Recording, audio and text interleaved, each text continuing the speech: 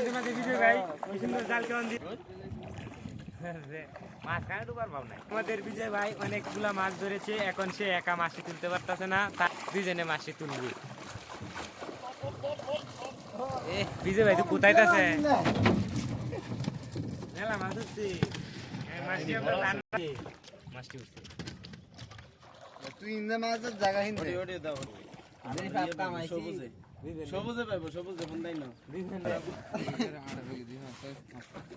1806 পাঁচ হবো পাঁচে 1806 নামো আরে পাঁচে 8 ডন হতা যায় 7 8।